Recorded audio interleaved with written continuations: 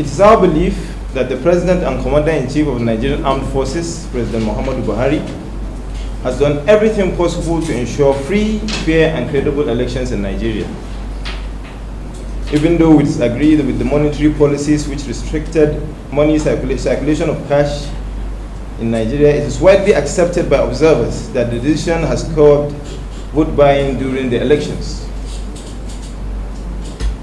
Although it was an obvious mischief to put the ruling party in a disadvantaged position by reducing its popularity among voters, but that effort has failed woefully. It is also true that before and during elections, Nigerians have praised the introduction of beavers, which has enhanced transparency and created confidence in our electoral process.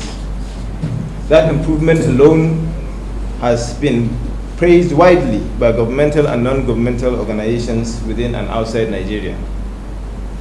However, when His Excellency Bola Ahmed Tinubu was declared the winner, desperate elements have risen up against our democracy, insisting that the election was rigged, thereby threatening our instability in the guise of protests and instigating Nigerians in order to truncate our democracy, simply because they cannot handle losing elections.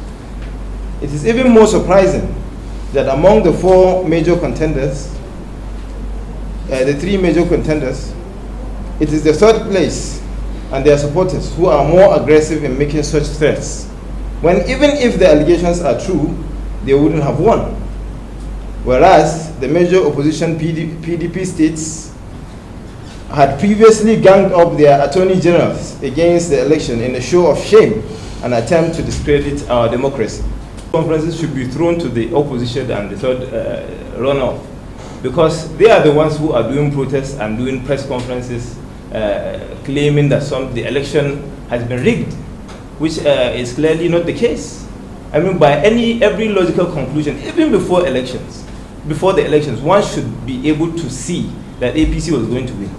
Because the opposition is divided. All of them used to belong to one party, and they broke into three. How could they have ever won? When even in 2019, when they were together, they didn't win. So they should remember, when Buhari took over the government in 2015, it was because all the opposition parties came together and ganged up against the ruling party. So it doesn't make sense. I mean, it's only common sense to know that APC has won the presidential elections. And Nigerians have been praising the steps that have been taken by this government before the elections, thinking that the ruling party was going to lose. It didn't.